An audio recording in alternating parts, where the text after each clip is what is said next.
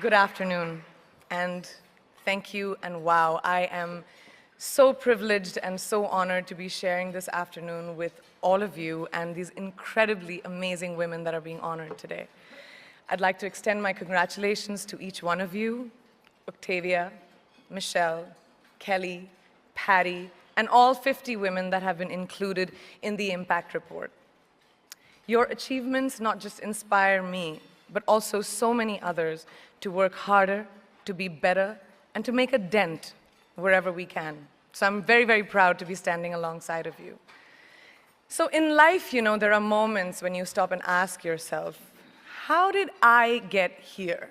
Like, why am I standing here? Well, this is definitely one of those moments for me. And I find myself going back to the beginning, back to my roots. I was born to incredible parents. Amazing parents who served as doctors in the Indian Army. I was the firstborn, and as far back as I can remember, I made my parents very proud and happy 99% of the time. Okay, slight exaggerations of personal achievements are allowed from time to time, don't you think? My brother was born a few years later, and even then, nothing changed for me. We were both given equal opportunities, and I want to emphasize this. I want to really emphasize this for you because I don't think a lot of people might understand that being equal might seem very normal. But where I come from, India, and a lot of developing countries around the world, more often than not, this is an exception.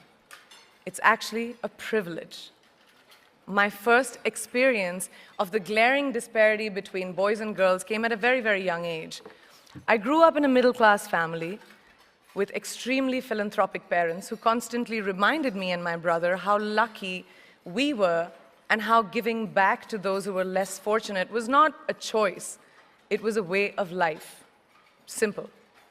I was 7 or 8 years old when my parents started taking me on these visits in a traveling clinic to developing communities around and villages around the city that we lived in called Bareilly.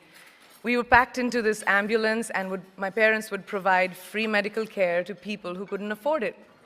My job at the age of 8 was assistant pharmacist.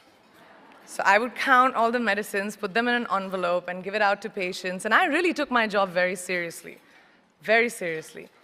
But the more I went on these expeditions, the more I began to notice the simplest things that distinguished a boy from a girl, or a man from a woman. For example, girls were pulled out of school when they hit puberty because they were considered ready for marriage and babies. That's 12 and 13, while boys still enjoyed their childhood. Or basic human rights, such as healthcare, were denied just because they were women. Let's call this whole experience trigger number 1 for me. Fast forward a few years and many, many triggers in between. Like a producer-director, for example, early on in my career, I must have been about 18 or 19, telling me that if I didn't agree to the ridiculous terms or painfully low salary in his movie, that he would just replace me. Because girls are replaceable in the entertainment business. That was a memorable one. Made me decide to make myself irreplaceable. But I think what really moved the needle for me and ultimately led me to create the Priyanka Chopra Foundation for Health and Education and around the same time partner with UNICEF was an encounter with my housekeeper's daughter. About 12 years ago, I came home from set early one day and she was sitting in my library reading a book. And she must have been 8 or 9 years old and I knew she loved reading. So I asked her, I was like, it's a weekday, why aren't you in school? And she said, oh, I don't go to school anymore. So I went and asked her mother, and I said, why isn't she in school? And her mom said that her family couldn't afford to send her and her brothers to school, so they chose the boys. The reason, she would eventually get married, and it would be a waste of money. I was completely blown, and it shook me to my core. Eventually, I decided to cover the cost of her education so that she could continue to learn, because education is a basic human right and a huge necessity, especially today. From that point on, I was determined to make a difference in as many children's lives as I could, in whatever big or small way that I could contribute. There's a really, really beautiful quote that I read recently, and I think it's absolutely appropriate to explain what I'm trying to say today. The hand that rocks the cradle, the procreator, the mother of tomorrow, a woman shapes the destiny of civilization. Such is the tragic irony of fate that a beautiful creation such as a girl child is today one of the gravest concerns facing humanity. Girls have the power to change the world.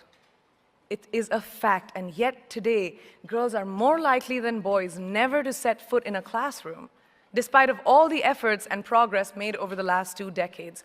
I'm just going to give you a stat, more than 15 million girls of primary school age will never learn how to read or write, compared to 10 million boys.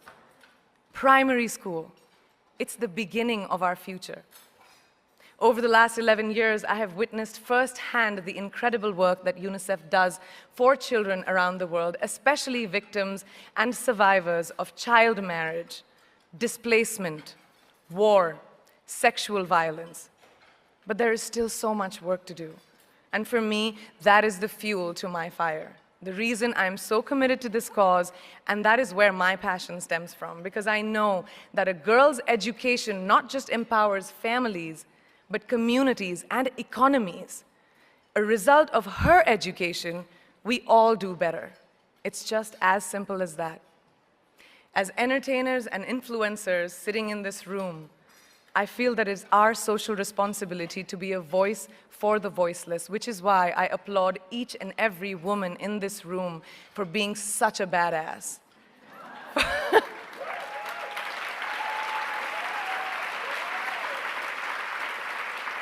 For using your platform and your voice to contribute to change, and for ensuring that there is not even one lost generation as long as we are alive.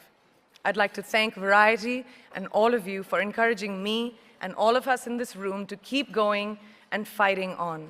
Thank you so much.